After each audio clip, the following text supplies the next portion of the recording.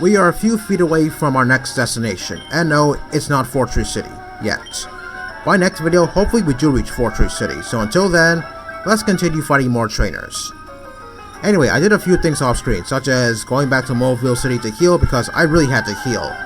Secondly, I got the Mach Bike back because I don't think I need the Aqua Bike right now since there's no more of those ledges that I need to use the Aqua Bike on to jump on. So yeah, it's the Mach Bike all the way, even if it is pretty fast. Anyway, in the movie description of part 44, I mentioned something about some inaccurate information about the berries that you get from the Berry Master. So apparently you can also get berries from the Berry Master's wife. I thought maybe it was just the Berry Master himself who does that. But the Berry Master's wife, she gives you some pretty rare berries. But the catch is, you can't access those berries until after the Elite Four. But if you do want to get those berries, then you have to enter in a 2-word phrase that corresponds to what berry that you do want to get. But unfortunately, those words that you want to put in, they're not available until after the Elite Four. You're asking if my parasol is heavy. No, I didn't ask you that. I thought I was supposed to be a mute character. Yeah, anyway, moving on. One of those few words are contest, and another one is super. I'm mentioning this because there was one berry in particular that caught my eye, and that is the Pantry Berry. I actually thought the Pantry Berry was not in this game. I thought maybe it started existing starting from Gen 4. But last video, in the back of my mind, I kind of knew it did exist, but I wasn't too sure if the Pantry Berry did exist in this game. So yeah, looks like it is official. The Pantry Berry is in this game. So yeah, I'm talking a little bit about the Pantry Berry because that berry in particular, if you turn that berry into a Pokeblock and feed it to a Feebas, then Feebas' beauty stat is going to get risen, so that way it's one step closer to evolving into Milotic. But yeah, like I said, the Pantry Berry, that won't be available until after you beat the Elite Four. So until then, you can just use Wiki Berries. So how you get Wiki Berries is, there's somebody on Route 120 who will give you a Wiki Berry depending on what your trainer ID is. If your trainer ID ends in either 1 or 6, then that one person will give you a Wiki Berry. Yeah, I only did this a few times since getting Feebas, as you can imagine, was pretty frustrating. And as for planting the Wiki Berry and getting more Wiki Berries, yeah, I guess that was kind of frustrating too because I wasn't getting a whole lot of Wiki Berries as I wanted. I guess maybe I was doing something sort of incorrectly or something. But in Omega Ruby Alpha Sapphire, yeah, it was pretty annoying to get some Wiki Berries too, but for the Pokeblock making, well, it was pretty easy. It was just throw in some berries and instantly you get Pokeblocks. So much more easier than what I would probably have to do later on in the game. But in regards to the Pokeblocks, yeah, I think I will show that off later, when I eventually get to that point. So yeah, that's pretty much it about the berries. So let's move on to something else. Back to Scarlet and Violet for a second. Well, I've been thinking. Before I record this video, I took a look online to see some things happening in Spain. I gotta say, I see something involving bullfights and the running of the bulls, and that got me to thinking, what if Game Freak actually made another bull Pokemon? I mean, we do have Tauros already, but since Scarlet and Violet is based off of Spain, I figured maybe they would make another bull Pokemon to fit the whole concept of the regions, because after all, it is taking place in Spain. Well, if they still want to stick with Tauros, then that's fine by me. I thought that maybe they would make another bull Pokemon so that way they could fit the whole concept of the region. But if that does happen, well, I wonder what the typing could be. I mean, well, for all we know, maybe it could be normal, just like Tauros. But then again, since it's a new generation, I guess maybe they could probably modify some stats so that way it could be usable. Well, it all depends if they do want to make a new bull Pokemon. But if they do that, then yeah, I guess that's pretty good, depending on what it is. I mean, yeah, there is Tauros, but I don't know if Tauros is going to make an appearance in Scarlet and Violet. I haven't seen any news about that, so yeah, I'm not too sure what's going on about the news regarding Scarlet and Violet. Okay, this guy over here is a Bird Keeper, no doubt, so I'm gonna put Gardevoir up first to match his flying types. I mean, yeah, I'm not really sure about Tauros' stats. I mean, if you really want to use it, maybe you ought to wait until Gen 4, since I think that's when Tauros is used to its full potential. Not to mention the fact that there's a lot more moves in Gen 4 that Tauros can play around with. And even special attacking moves too, even though Tauros is not really much of a special attacker.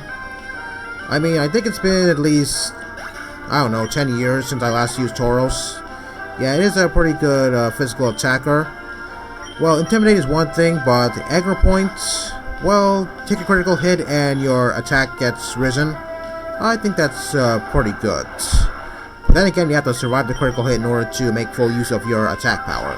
Something that, in my opinion, I think it's pretty hard to do, depending on what type of move you're taking. And for your sake, hopefully it's not a fighting move.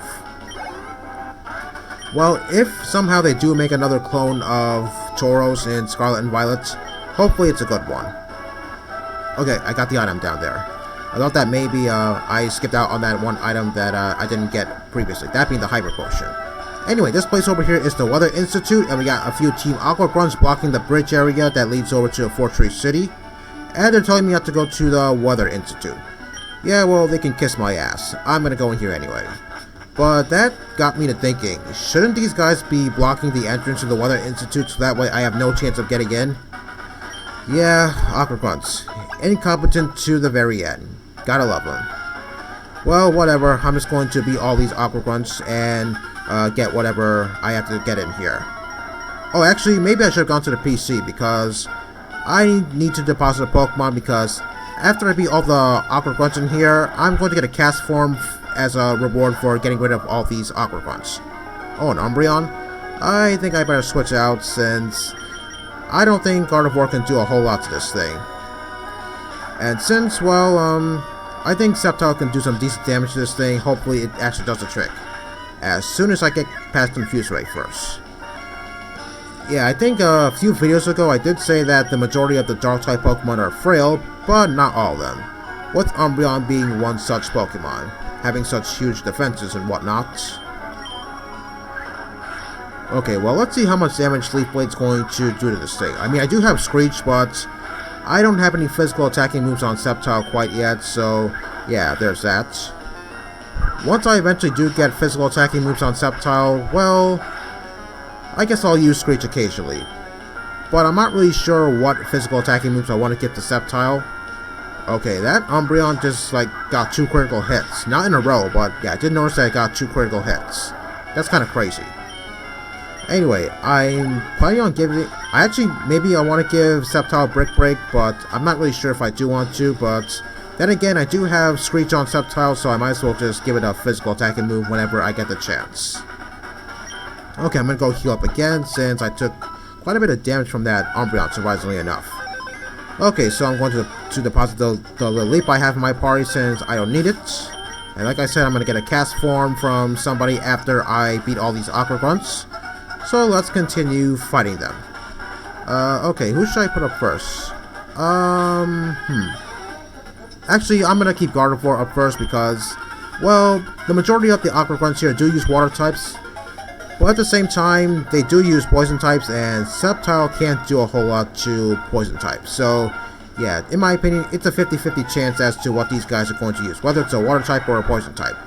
Such as Golbat over here. So yeah, good thing I kept Gardevoir in, because, yeah, Sceptile couldn't do a whole lot to this thing.